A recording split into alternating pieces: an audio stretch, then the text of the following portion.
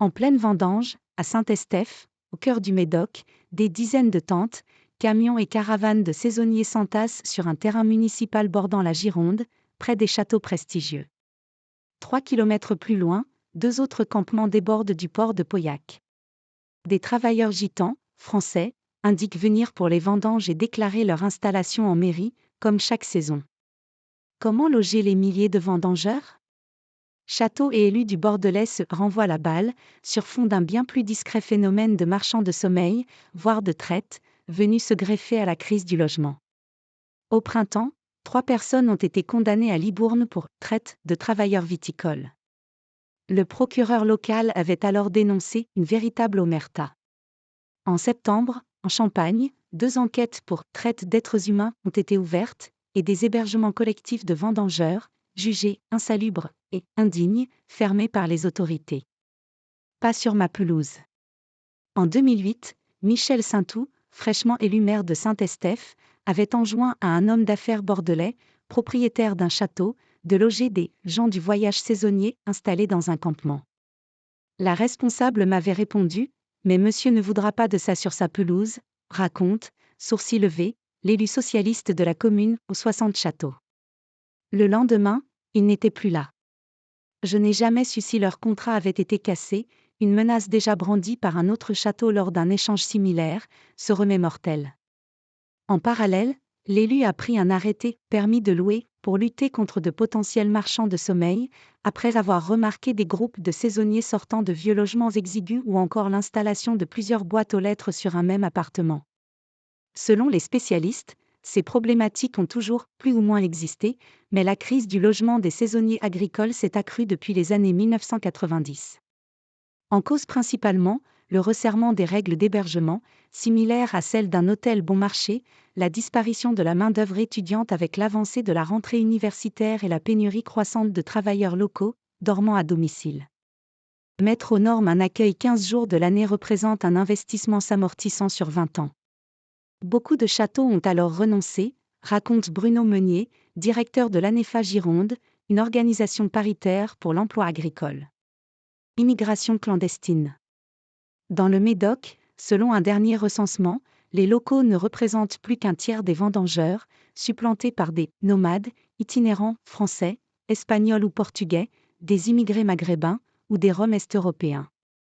Le recrutement et le logement de ces saisonniers ont été progressivement délégués à des prestataires de services et de travaux agricoles, qui se sont multipliés en 20 ans. Mais lorsque l'hébergement est prévu dans le contrat de travail avec cet intermédiaire, le château, employeur final, reste responsable en cas de manquement. Selon Bénédicte Lavaux-Legendre, chercheuse au CNRS spécialiste de la traite, les réseaux d'exploitation se cachent parfois parmi cet essaim de prestataires, sous la forme d'entreprises déclarées, mais en réalité, coquilles vides. Le mécanisme ressemble à celui des passeurs. Contre plusieurs milliers d'euros, l'intermédiaire rabatteur, originaire du pays du candidat, fournit un contrat saisonnier, agrémenté parfois d'un logement indigne qu'il peut rompre à tout moment, détaille la chercheuse, sur la base de 3 procédures pour traite de saisonniers marocains durant les années 2010. Selon l'Office central de lutte contre le travail illégal, des filières d'immigration clandestine utilisent ces plateformes de main-d'œuvre étrangère pour faire venir des clandestins sur le territoire. Quand vous voyez des tarifs trop bas, n'y allez pas, avertit Benjamin Banton, patron de Banton-Loret, leader local des entreprises de travaux agricoles, exaspéré par certaines pratiques suspectes, entendues, mais sans preuve. Au nom des 30 entreprises qui ont rejoint son intersyndicale des prestataires locaux, il assure avoir « pris le taureau par les cornes » depuis le développement du recours à la main-d'œuvre étrangère. Il a acheté plusieurs maisons pour loger jusqu'à 18 personnes maximum, et passe son temps à faire des états des lieux, de camping et de maisons de location. Nouvelle génération. Emmeline Bory, présidente du syndicat viticole de l'appellation Pauillac, assure qu'une nouvelle génération a pris les commandes. Beaucoup de châteaux ont exigé d'aller voir les habitations du prestataire. Ronan Laborde, président de l'Union des Grands Crus de Bordeaux, explique débourser près de 28 € par heure et par salarié à un prestataire renommé qui en décompte sur la facture une part dédiée au logement des équipes. Sur 10 châteaux Grands Crus classés interrogés par l'AFP, 4 ont investi dans des logements, camping ou aires d'accueil et réinternaliser le recrutement pour fidéliser la main-d'œuvre. Mais tous indiquent avoir plus ou moins recours à des prestataires soigneusement choisis. Certains d'entre eux mettent en garde contre un retour au modèle caduc du paternalisme d'il y a 100 ans. De nombreux vendangeurs vivant en camions aménagés dans des squats ou en caravane sur des terrains vagues, rencontrés par l'AFP, revendiquent ainsi leur liberté, préférable au camping trop cher. À côté d'eux, cohabitent des ressortissants marocains particulièrement invisibles ou roumains logeant en bidonville, plus vulnérables au réseau, alerte Médecins du Monde qui a lancé une mission sur les travailleurs précarisés du Médoc. Selon la préfecture, l'inspection du travail a mené 140 contrôles ces 2 dernières années, soit 4 fois plus qu'auparavant, pour 20% de faits de travail illégal et 2 cas de traite constatés.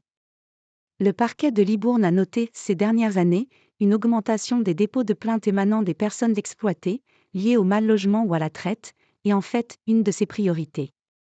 Mais selon une source institutionnelle, qui suspecte un phénomène de plus grande ampleur, peu de signalements remontent encore du terrain.